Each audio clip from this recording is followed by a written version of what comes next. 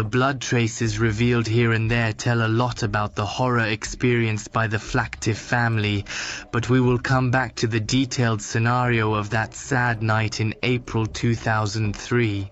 And the problem in this case is that good luck finding a culprit, because Xavier Flactif, on a personal level, was loved, he had friends, he was a generous guy, but on a professional level, Bess, he was a scammer.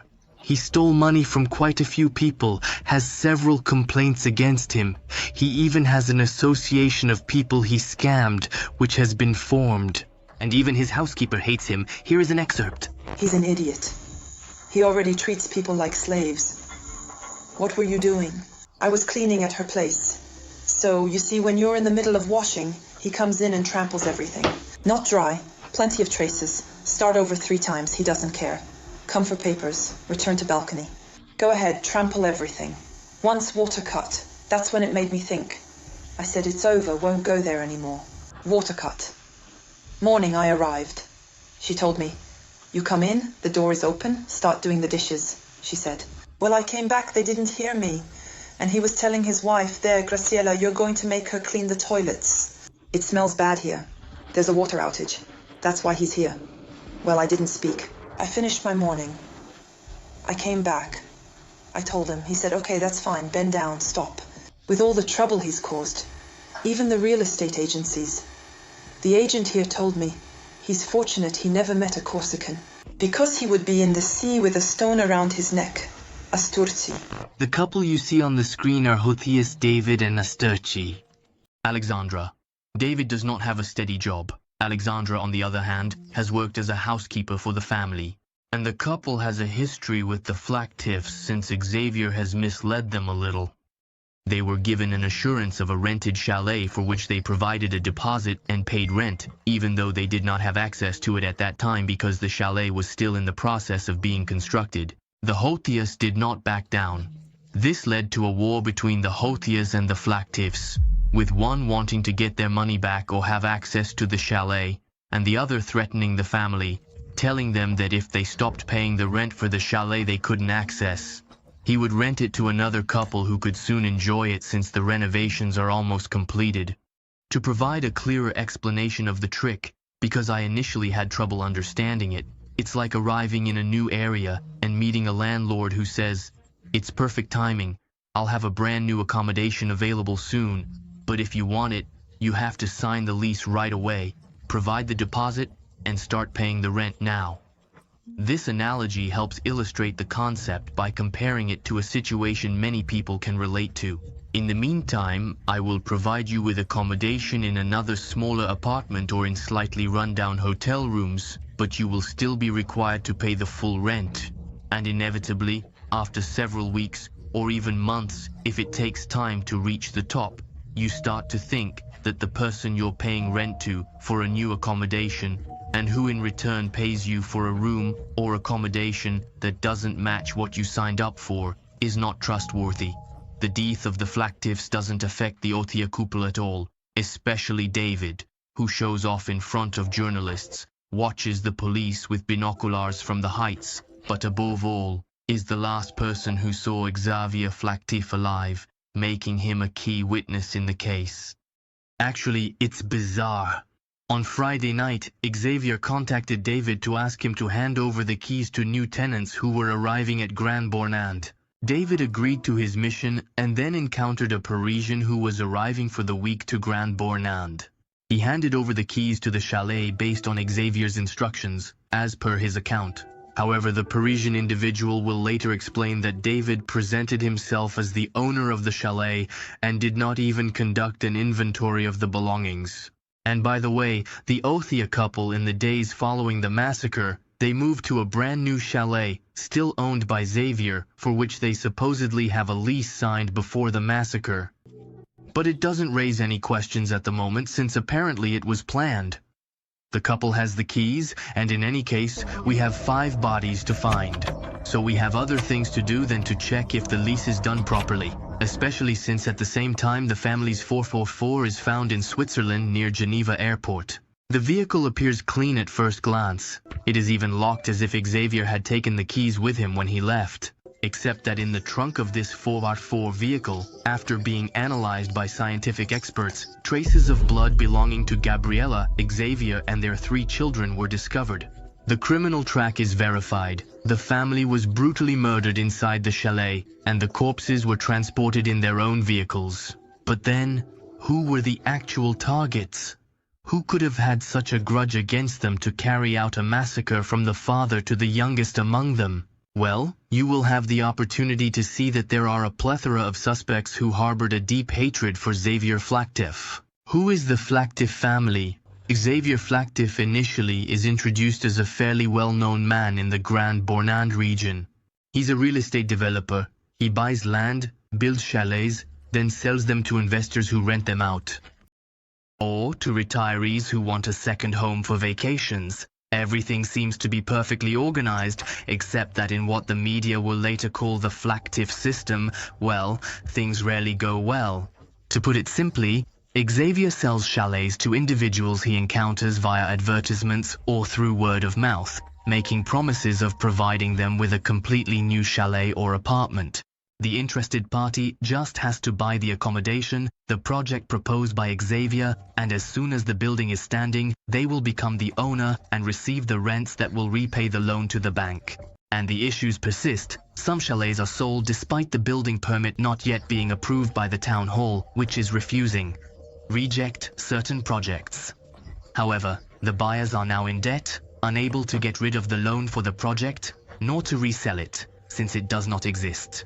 The bank provided them the funds they gave to Xavier, so now they have to repay the debts they owe. And no promised rent comes in, so many end up completely ruined, to the extent that an association named Association that gathers all the victims of the developer Xavier Flactif will be established. In this situation, when scammed, it's not as simple as filing a complaint, getting money back, and canceling the loan at the bank. Because the bank, they don't care about your complaint. They gave you the money. That money you gave it to Xavier Flactif. Too bad for you. You are obliged to continue repaying your loan to the bank.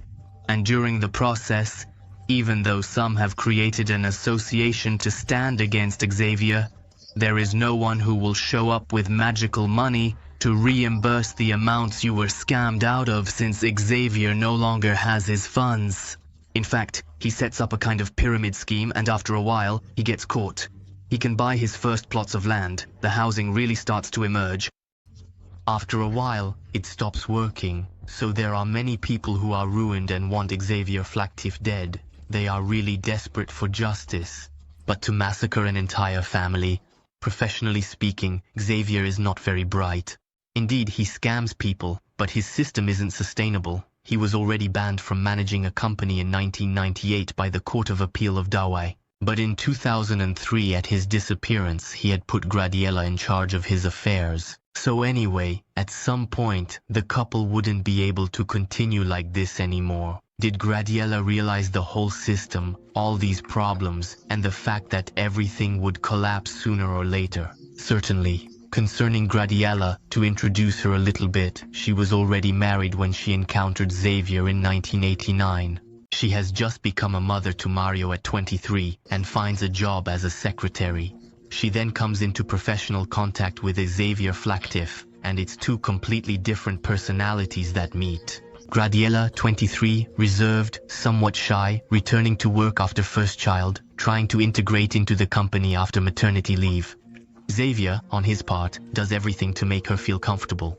He invites her to restaurants, has a good time with her, and she becomes his best friend over the months. When Graziella announces her divorce because things are not going well with Mario's father, the couple naturally forms and has 3 children, Sarah, Letitia, and Gregory, who at the time of the events are 10, 9, and 7 years old. In 1999, fleeing his financial troubles because people keep coming to his door every other day demanding money, Xavier decides to settle permanently with his wife and children in Grand Bornand. Here, Xavier renews the system. He buys land, promises chalets, sells properties, and once more, business booms. Xavier was able to sell real estate properties for a total of $6.7 million. From 1999 to 2003, the couple buys beautiful clothes, nice cars in Clays, a Porsche, 2 4x4s, a Mercedes, a motorcycle, a boat. Their arrival is therefore noticed in Grand Bornont, and the typical French jealousy is felt. The investigators are aware, despite the fact that the Flactifs had numerous adversaries, that the crucial element in the case is undoubtedly the unidentified male DNA discovered at the location of the crime. It's not difficult. We're going to summon all the relatives of the suspects who are in Grand Bornant, and we're going to take their DNA. And guess who in this whole group doesn't want to give their DNA? Hatred and revenge. Either he departed of his own volition, or it is truly individuals who abducted him. I do not possess knowledge of the events that transpired. It went quite smoothly. If they discovered blood or something similar, is it deliberate or accidental? Many people also think it could be a setup. Or maybe it's possible that someone caused the carnage in there, we don't know. Why would he have been too scared? I don't know, with all the enemies, maybe he feared being alone. On September 16, 2003, David Othia, his partner Alexandra, and a couple of friends, their only friends in the area, Stefan and Isabella Remza, are arrested. You don't know this Remza couple yet, that's normal, don't worry. All you need to know for now is that they are almost the only friends of the Othia in the area. So if David, who doesn't want to give his DNA for now, has talked to someone, it's them. David Othia is taken into custody. His DNA matches with the unknown DNA found in the Flactifs' chalet. But for now it doesn't mean much because David knew Xavier. He has already been to the chalet many times. It is customary to encounter his DNA in the chalet, which, regrettably, was not cleaned by the individual responsible for the crime. Except that when asked David why his DNA is discovered at the location where the crime took place. In a crime, the man, after 30 minutes of police custody, breaks down in tears and explains that he wants to relieve his conscience. In tears, at the Annecy Gendarmerie station, it's around 9 o'clock when David begins his account, which, attention, does not at all mark the end of our case, but its beginning. Since if the Flactif case is now so well known in France, it is of course due to its horror, but also because of the conspiracy that led to the massacre, as David is far from being the only one involved, despite what he initially says. On Sep 16th, David explains he can't bear to relive this horror anymore. Yes, he made a mistake, but Xavier deceived him. He never got his chalet, stole money from him, put him in a precarious situation, forcing him to move again and again. On April 11th, in the late afternoon, he decides to visit the Flactif to finally settle this chalet matter. It's little Letitia who opens the door for him and calls her parents for him to come home. Gradiela enters, seemingly the first, and informs David that Xavier will not take much time. Indeed, he arrives in 10 minutes. This is followed by a heated argument. Xavier, used to being pushed around a bit by the people he has scammed, doesn't back down. Especially since he knows the couple has financial problems with 2 children to support. They have no way to sue him. David, who wants to scare, gets his 635 revolver, threatens Xavier with it. 35 is threatened, Xavier with big. An error is made as he puts his finger on the trigger. The safety catch is off. With just a slight amount of pressure, the bullet is released. Xavier falls to the ground, struck in the head. An accident as per David's narration. The kids were having their snack, and they didn't scream excessively. I was completely panicked, not knowing what to do. I then shot at them. I don't know how many times. I went down to get Graziella. She was hiding behind the door in the basement. I fired. She lacked time to scream. I subsequently returned up, and Letitia stood before me. I also fired. In the midst of the carnage, David tries to keep his cool, locks himself in, draws the curtains, and immediately starts getting rid of the bodies. His plan is to place the whole family in Xavier's 444, and the remaining details we'll figure out later on. He shoots Xavier, Graciela, Letitia, Sarah, and Gregory, wrapping them in blankets to slide them more easily, then places them in the back of the vehicle. Then, he starts cleaning the chalet, using a basin of water and a sponge. Over the course of 2 hours, he removes all evidence of the massacre, except for the smallest details, which will be discovered by the experts. These experts firmly believe that a blunt object, such as a rolling pin, was used. However, we will discuss this further in the second scenario of the case. After 2 hours of cleaning, David decides that to quickly make the bodies disappear, he will burn them. So, at the wheel of Xavier's 4x4, he returns home, grabs gasoline and flammable liquid, then heads to the forest of the King of the Mountain, a completely remote place 30 minutes away from Grand Bornand that has not been thoroughly searched. David parks and recounts. I take the precaution of stacking them on top of each other to make a pile. I douse the bodies with all the liquids I have available and set them on fire using a lighter.